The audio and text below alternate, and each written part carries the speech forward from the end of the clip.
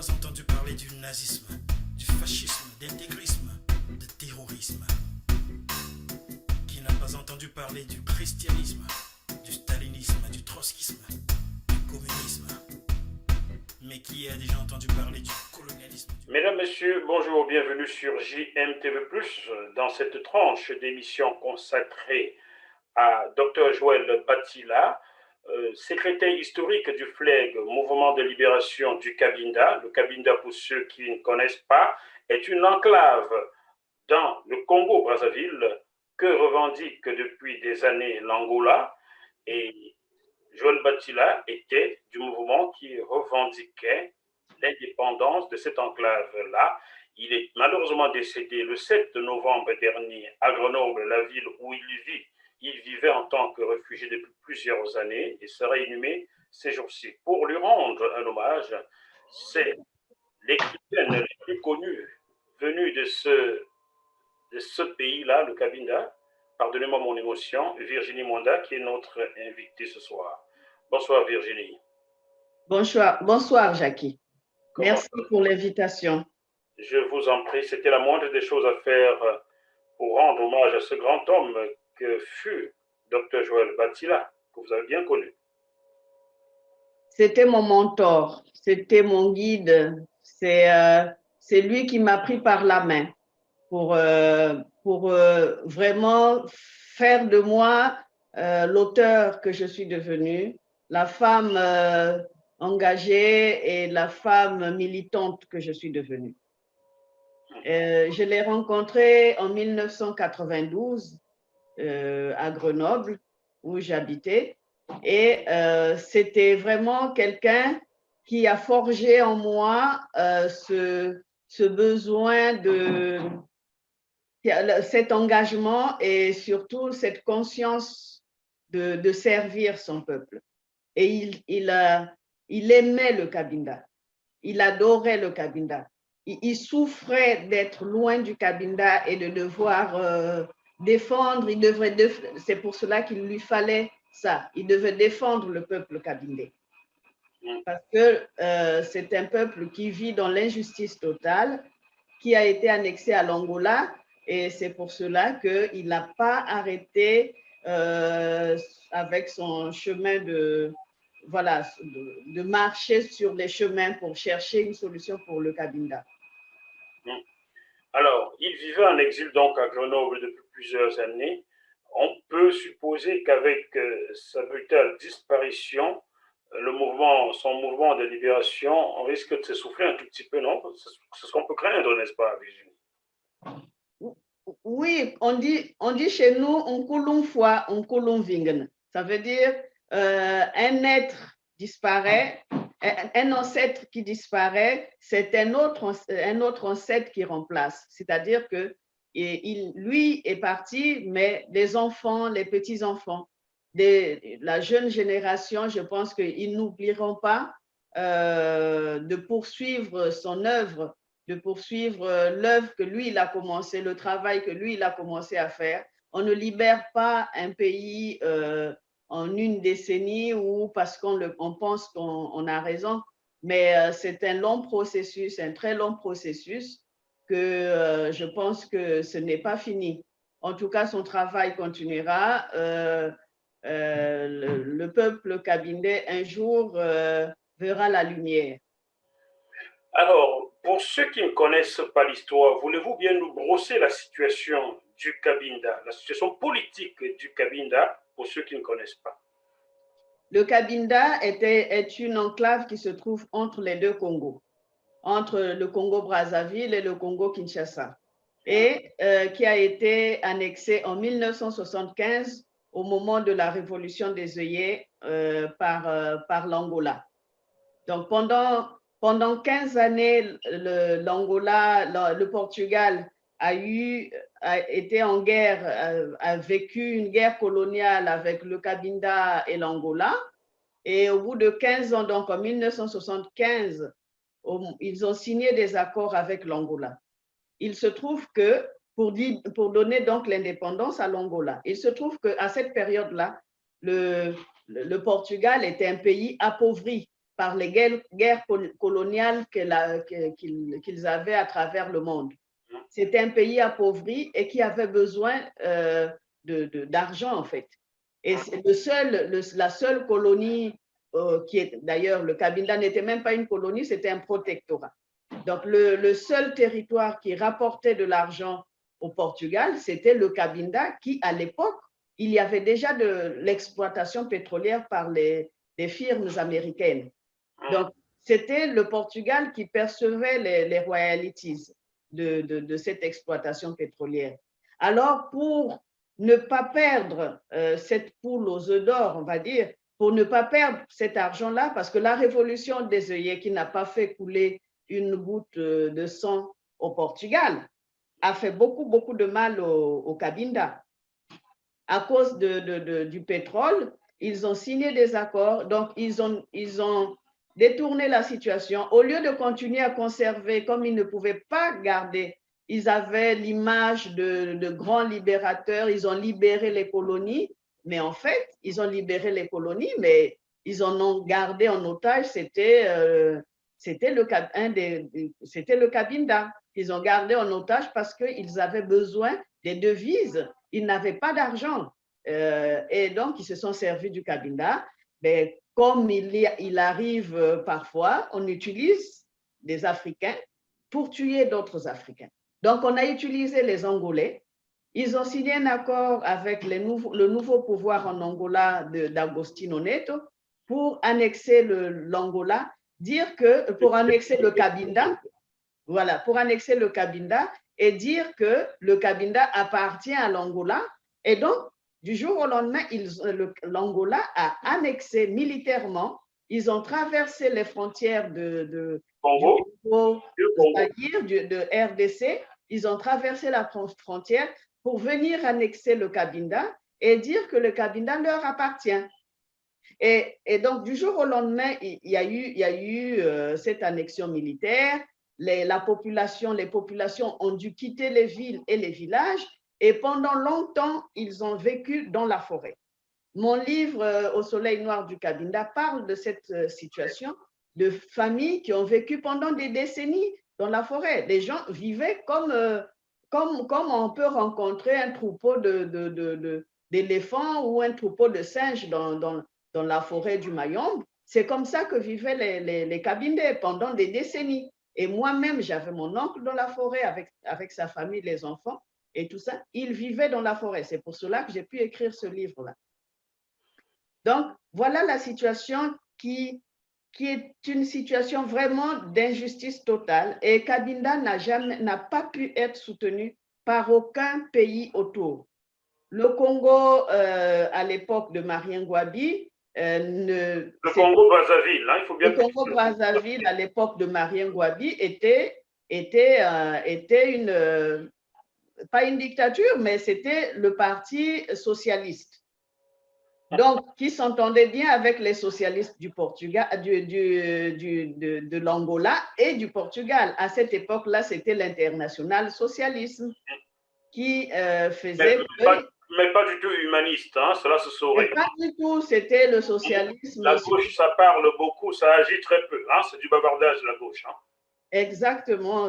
En tout cas, ce qui s'est passé pour la question du Cabinda, c'était vraiment une situation dramatique d'une population abandonnée, d'une population meurtrie, parce que vivant sur un territoire riche de pétrole.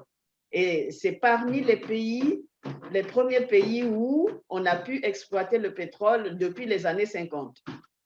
C'est donc la raison pour laquelle Joël Batila, secrétaire général historique du FLEG, le mouvement pour la libération du Cabinda, se battait. C'est bien cela. Il se battait pour libérer le peuple cabindé, pour que la guerre s'arrête au Cabinda, mais surtout pour les réfugiés. Parce que d'ailleurs, justement, il m'a emmené, c'est avec lui que je suis allée. On a été dans les bureaux du HCR à Genève. C'est quelqu'un qui était très, très, très courageux, qui n'avait peur de personne, qui frappait à toutes les portes. Et Et les bureaux à Genève, ils le connaissent. Le HCR ou bien même à la Cité des Nations, où on allait pour les droits de l'homme, on le connaissait parce que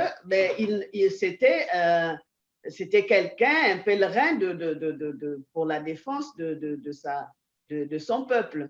De son peuple et de son pays. Alors, chers téléspectateurs, pour ceux qui aiment le football, je vais restituer l'histoire, comment je rencontre Dr Joël Batila. C'était en 2010, lors de la Coupe d'Afrique des Nations qui se déroulait en Angola. Une poule l'Angola avait décidé qu'une poule, la poule dans laquelle se trouvait le Togo, allait se jouer au Cabinda. Et lorsque le buste des Togolais s'y rendait, le feu avait été ouvert sur celui-ci, tuant l'entraîneur adjoint du Togo. Bon, on comprendrait pourquoi la CAF n'a pas agi en ce moment-là beaucoup plus tard. Et tout de suite, le pouvoir de Luanda, capitale de l'Angola, avait décidé, décrété, annoncé que c'est le mouvement de libération du Cabinda qui avait fait feu. C'était une façon peut-être de légitimer la violence d'État qui était imposée au Cabinda depuis des années. Le journaliste que je suis est mon ami Bernard Braga, ancien maire de Couronne, ancien conseiller de Mars Gallo, que vous connaissez très bien. Nous avions mené une enquête, et c'est comme ça que nous avions pu contacter Joël Batila. Et à la sortie de cette enquête, nous nous étions rendus compte que les coups de feu sur le bus de Togolais avaient été tirés par tout le monde, sauf par le mouvement des libérations du Cabinda. Tout à fait. Vous suivez mon regard. J'avais fait diffuser cela sur une chaîne de télévision ici, qui depuis n'existe plus. Cela nous a valu à Bernard Braga et à moi beaucoup de menaces de mort. Mais ce qui est certain, ce n'est pas le mouvement de libération du Cabinda, le FLEG, dont Joël Batila était le secrétaire général, qui avait ouvert le feu sur le bus des Togolais, tuant l'entraîneur adjoint. C'est tout le monde sauf le FLEG. C'est tout le monde sauf les Cabinda. Je peux le redire 10 ans après.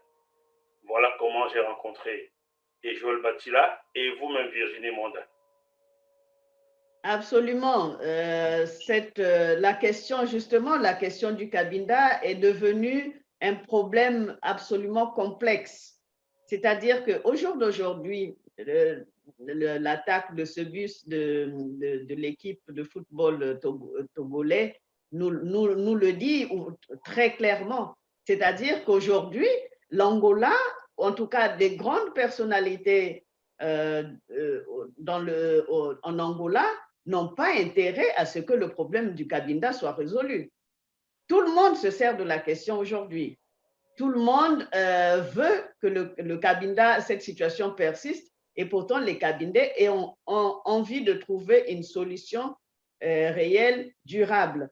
Mais en fait, c'est devenu, voilà, les chefs militaires, des gens, enfin, des personnalités qui s'enrichissent sur le Cabinda. Et pas que. La communauté dite internationale ferme bien les yeux parce que les grandes puissances y prennent beaucoup de pétrole. Il faut le dire, Virginie Monda. Le dire, ce n'est pas insulter, n'est-ce pas? Ce n'est insulter personne, mais la réalité, c'est ça. La réalité est que les multinationales, ils fonctionnent mieux dans un espace où il y a le chaos, dans un espace où on ne sait pas qui c'est qui fait quoi, tout en attisant le feu en fait en dessous pour dire que voilà, il y a le FLEG par-ci, il y a le FLEG par-là. Mais non, il n'y a plus de FLEG par-ci, par-là. La question est, il faut trouver une solution politique pour résoudre le problème, pour arrêter la guerre. Sauf que ça n'arrange pas tout le monde. La guerre, ça enrichit certains. La guerre, ça favorise beaucoup de trafic. On peut soutirer les richesses sans contrôle. On peut amasser des richesses, des fortunes sur le dos de pauvres populations qui ne savent pas pourquoi ils ne peuvent pas habiter leur village, pourquoi ils doivent dormir dans la forêt, pourquoi on vient exécuter une personne ou une autre dans le village sans explication, et tout cela dans l'impunité totale. Et l'impunité totale qui est aussi bien assurée par l'Union africaine. Parfois, on se demande à quoi elle sert cette union-là, n'est-ce pas, Virginie Monda? L'Union africaine, c'est l'union des grands de ce continent pour s'auto-protéger. Ce n'est pas pour servir les peuples. Je ne crois pas. Et le Cabinda n'a jamais, et pourtant, sur la liste des pays à coloniser, le Cabinda était le 39e pays à décoloniser en Afrique.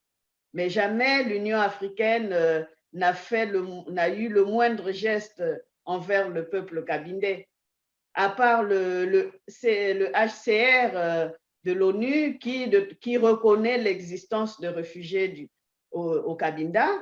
Il n'y a rien, il ne se passe rien. Et pourtant, les multinationales, ils sont, que ce soit les multinationales américaines ou françaises que l'on connaît, ces multinationales-là continuent, eux, de travailler tranquillement au Cabinda. Et curieusement, quand ça faisait 3 ans, ça faisait plusieurs années que les contrats de certaines multinationales connues ici à Paris n'étaient pas renouvelés, étaient menacés de ne pas être renouvelés, n'étaient pas du tout renouvelés justement à Luanda. Mais on a vu le coup du bus de la canne, du bus du Togo. Oui. Et curieusement, au lendemain de cela, ça y est, on a renouvelé les contrats d'exploitation du pétrole au Cabinda. C'était fait. De quelle compagnie française? Je n'oserais pas le dire, mais on le sait. On sait que c'est Total. Alors, ça s'appelle Total, il faut dire. Pourquoi vous voulez cacher cela? C'était LFIA ou juste Total. Donc, Total est au Cabinda. Total est au Cabinda, tout à fait. Alors, Total est au Congo, au Gabon, au Cabinda principalement, oui. Oui. Et donc, dès le lendemain de cette attaque-là, voilà, il y a eu des émissaires qui sont allés à Luanda et les contrats ont été signés. On comprend maintenant pourquoi le régime togolais n'a pas ouvert sa bouche. Au contraire, les joueurs, l'équipe de football avait même été suspendue au lendemain de cette attaque-là par la CAF, la Confédération africaine de football, et le régime togolais n'a pas eu de mot là-dessus. Rien n'a été dit. On comprend bien maintenant, hein?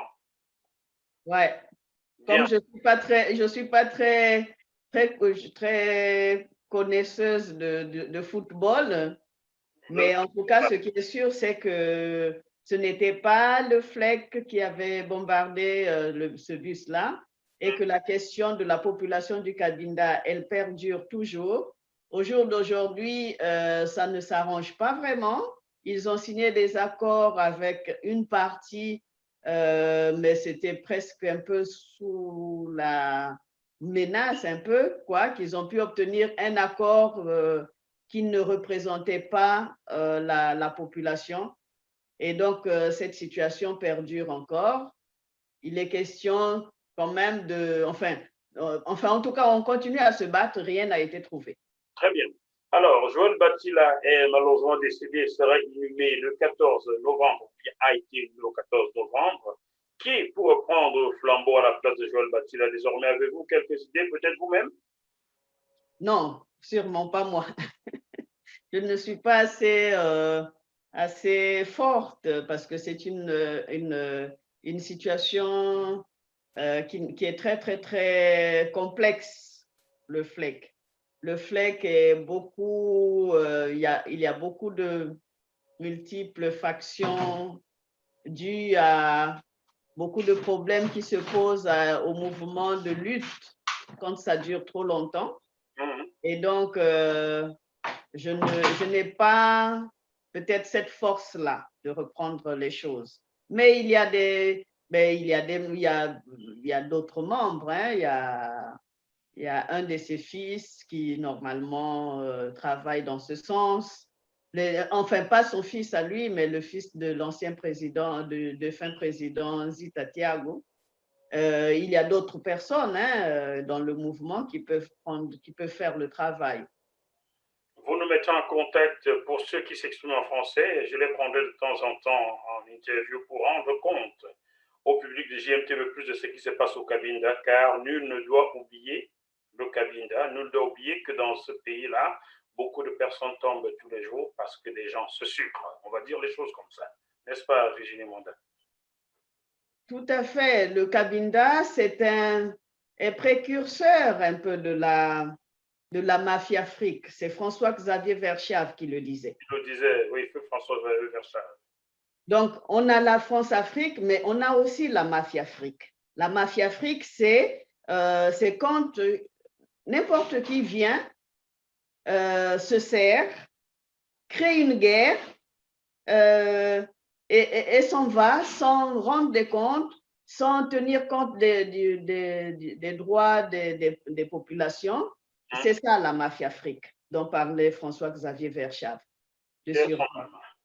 Et paix à son âme. Et cet homme-là, je lui rends hommage et parce qu'il nous a ouvert les yeux sur les réalités africaines qu'on ne connaissait pas. Et des fois qu'on ne connaît pas, on était en Afrique. On ne se rend pas toujours compte, mais quand on est en Afrique, on vit dedans. On n'a pas vraiment l'idée d'aller creuser, en fait, parce qu'on est... On n'a pas d'informations. En Afrique, en Afrique, on écoute RFI, on écoute les radios françaises. On écoute, on écoute nos bourreaux, entre guillemets, en fait. Entre guillemets. Mais dorénavant, écoutez JMTV+, c'est sur Internet. Je compte sur vous pour partager mon site, que les gens regardent. Absolument. Voilà. Absolument. De toute façon, quand j'ai l'occasion, je le fais. Voilà, c'est formidable. Oui. Alors, toutes nos condoléances à la famille du docteur Joël Batila du côté de Grenoble. Merci, je le transmettrai. Et je voudrais juste en tout cas, qu'on ne l'oublie pas, qu'on n'oublie pas son travail, son œuvre. Et il laisse un grand vide derrière nous. Le Cabinda perd un grand homme, un humaniste, quelqu'un qui était d'une générosité illimitée, qui a aidé énormément de gens, des demandeurs d'asile à Grenoble. Il ne distinguait pas qui est qui. Quand on avait besoin de lui, il était là. Il n'attendait rien en retour. C'était la générosité en personne. Je suis content d'avoir croisé son chemin et d'avoir pu travailler avec lui pour comprendre le Cabinda. Il faut dire qu'il y a 10 ans, ou bien 11 ans en arrière, je ne connaissais pas le Cabinda, je savais pas ce qui s'y passait, jusqu'à ce qu'on tisse sur ce but, c'est que dans mes recherches, je retrouve le Dr Joël Batila, à qui je rends un grand hommage aujourd'hui. Merci encore Virginie pour cette tranche d'information. Et on reste en contact, j'espère. Tout à fait. Merci Jackie, merci pour ce moment d'échange sur la question du Cabinda et surtout pour rendre hommage au docteur Joël Batila. Merci. Chers téléspectateurs, on se retrouve sur ce même plateau avec un autre invité dans quelques jours. D'ici là, malgré la situation extrêmement compliquée au Cabinda, au Cameroun, en Côte d'Ivoire, au Gabon, je ne sais pas où est-ce qu'il y a la paix en Afrique noire francophone. J'aimerais bien en voir, mais ça n'existe pas, j'en suis certain. On garde quand même la banane. À très bientôt. Au revoir. Au revoir. Merci.